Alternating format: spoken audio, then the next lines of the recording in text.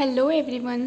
आज के इस वीडियो में मैं आपको बताऊंगी कि सीए इंटरमीडिएट के अंकिता मैम के बुक कैसे हैं एंड शुभम सिंगल सर के बुक कैसे हैं। सबसे पहले अंकिता मैम की बुक के बारे में मैं बात कर लेती हूँ। तो ये है हमारा corporate and others law volume B. ये है हमारा अदर्स लॉ। सबसे पहले ये हम देख लेते हैं। जब मेरा अटेम्प्ट था तो अदर्स लॉ 40 मार्क्स का था।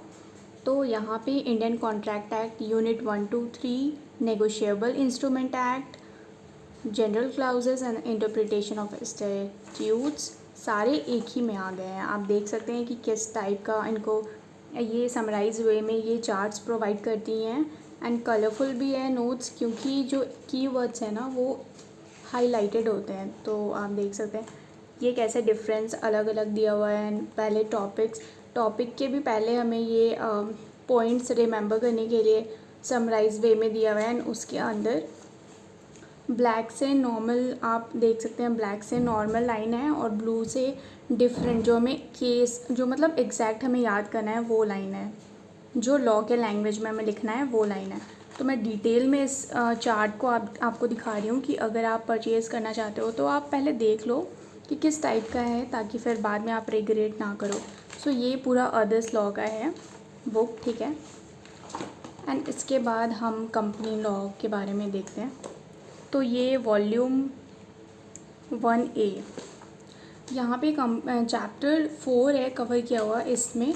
तो आप देख सकते हैं कि सेम उसी पैटर्न का है कि जो भी नॉर्मल हमें लाइन दी हुई है वो ब्लैक से दी हुई है, और जो इम्पोर्टेंट लाइन है वो हमें जो लर्न करना है एज इट इज़ वो ब्लू से दी हुई है। तो आप देख सकते हैं सारे चैप्टर्स हमें इसी टाइप का दिया हुआ है एंड बीच बीच में डायग्राम्स भी ऐड है। जब मैम समझाती हैं तो इसमें स्टिकी नोट्स हमें चिपकाने होते हैं। वो बोलती हैं कि आप स्टिकी नोट्स अपने साथ रखिए। यहाँ पे आप देख सकते हैं। तो ये हो गया कंपनी लॉ का चैप्टर 4 तक। एंड ये उससे आगे चैप्टर है, चैप्टर 5, 6, 7, 8, 9, 10 उनके अदर बुक में मिलता है, जो है वॉल्यूम बी 1B। यहाँ पे आप देख सकते हैं डिटेल में कि किस टाइप का बुक है उनका।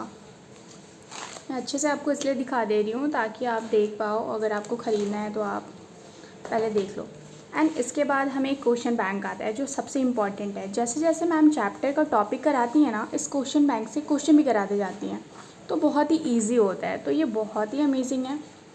यहाँ पे आप देख सकते हैं कि others law, company law, total chapter का क्वेश्चन बस इतने से में आया हुआ है। ये क्वेश्चन बैंक में प्रीवियस ईयर का क्वेश्चन है, ICI का क्वेश्चन है, एग्जाम्पल है, सब कुछ कवर किया हुआ है। ये बहुत अमेजिंग बुक है। और सबसे इम्पॉर्टेंट है ये चार्ट बुक, जिसने मुझे दिलाया है 71 मार्क्स इन ऑडिट। ये चार्ट बुक के बारे में देख लेते हैं हम। ये चार्ट बुक बहुत अमेजिंग है। आप देख सकते हैं सबसे पहले कंपनी एक्ट का दिया हुआ है यहाँ पे, एंड फिर अदर्स लॉ का लास्ट में, ताकि जब हम एनर्जी के साथ कंपनी लॉ पढ़ेंगे तो फटाफट से कंपनी लॉ पढ़ते जाएं एंड उसके बाद हम अदर्स लॉ तो ईज़िली पढ़ लेते हैं। यहाँ पे कलरफुल चार्ट्स के साथ आप देख सकते हैं किस टाइप का चार्ट्स है। बहुत ही मतलब कुछ भी मिस नहीं है, सब कुछ कवर किया हुआ है। बिल्कुल ICI का लैंग्वेज है।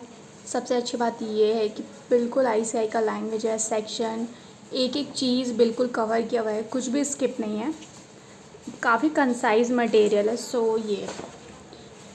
ये सॉरी गाइस, ये फट चुका है थोड़ा सा, क्योंकि ये पिछले साल का बुक है। तो ये वो चार्ट बुक है जिसके बारे में मैं आपको वीडियोस में बताती थी। अब बात करते हैं शुभम सिंगल बुक की।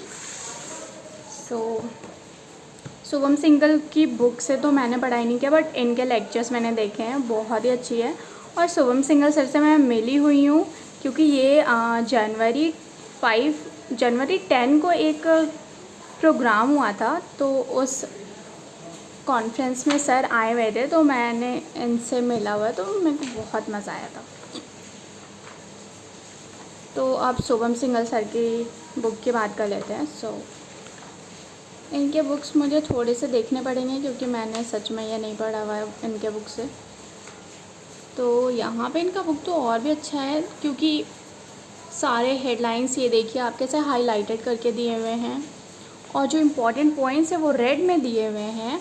जैसे कि article of association, organise, altered, previous, not subsidiary और कंपनी, मतलब एक एक चीज़। ये देखिए आप इसके साथ देख सकते हैं आप मेमोरी टेक्निक भी दिया है, वाम, DVD, books of account, debts, voucher, ये सबको याद करने के लिए मेमोरी टेक्निक भी है। तो ये बहुत अमेजिंग है। और इसके साथ जो कीवर्ड्स दिए हैं इन्हीं कीवर्ड्स बोलते हैं। एक बच्चा मेरे से पूछ रहा था कि कीवर्ड्स किसको बोलते हैं, तो ये जो लाइन है इसमें रेड जो वर्ड लिखा हुआ है इन्हीं कीवर्ड्स बोलते हैं, जो आपको लिखना कंपलसरी है। फाइनेंशियल स्टेटमेंट में क्या क्या आता है, तो बैलेंस शीट, यहाँ पे ये आप लिखो ना लिखो, बैलेंस शीट जरूर लिखना है। Balance sheet as at end of the financial year, ये आप पूरा लिखना है। बट बैलेंस शीट तो एकदम कीवर्ड्स है ना इस लाइन में, तो ऐसे ही कीवर्ड्स हमें समझना होता है कि क्या है। तो आप देख सकते हैं शुभम सिंगल सर के बुक, ये पूरा जो जितना सारा बुक है ना, सारा एक ही बुक, मतलब जितने सारे चैप्टर्स हैं इनके 3 बुक नहीं है, इनके एक ही बुक है। ये आप देख सकते हो। यहाँ पे ये अपने रैंकर्स को दिखाए हुए हैं। सो ये हो गई शुभम सिंगल सर के बुक। और इनके साथ एक और बुक आया हुआ था, that is the ultimate solution. इसमें क्या है आप देखते हैं। इसमें हमें question number of MCQ, how to make question bank yours, I mean कैसे पढ़ना है वो सारा दिया हुआ है। सो यहाँ पे आप क्वेश्चन देख रहे हैं, साथ में RTP मई 18 और मई 19 का है, ये ऐसे क्वेश्चन दिया हुआ है। इसके साथ में कब का क्वेश्चन है वो भी दिया हुआ है, आप देख सकते हैं। उसके बाद सॉल्यूशन दिया हुआ है, एक्सप्लेनेशन, कंक्लूज़न, कैसे हमें आंसर फ्रेम करना है। सबसे पहले मैं बताई थी ना आपको, प्रोविज़न लिखना है, उसके बाद एक्सप्लेनेशन, उसके बाद कंक्लूज़न। तो ये पूरा आंसर फ्रेम भी करके दिया हुआ है, तो बहुत ही अच्छा है। अगर आप ये पढ़ोगे तो पढ़ते पढ़ते ही आपको समझ आ जाएगा कि आपको एग्ज़ाम में आंसर लिखना कैसे है। लेकिन ये थोड़ा कलरफुल हो सकता था, बट शायद इनका कॉस्ट इससे ज़्यादा हो जाता है, इसलिए कलरफुल नहीं है। लेकिन आप ऐसे हाईलाइटर यूज़ करके आप अपने ऐसे प्लेन नोट्स को कलरफुल बना सकते हो। तो ये साफ़ सुथरा बुक है, क्योंकि ये मेरे बड़े भाई का बुक है, क्योंकि वो बुक को गंदा नहीं करता है। और मैं तो चार्ट बुक को भी नहीं छोड़ती हूँ, उसे भी हाईलाइट कर देती हूँ। सो आप बताना कि आपको कैसा लगा। ये है मैम का चार्ट बुक एंड ये है शुभम सिंगल सर का book. So thanks for watching, all the best.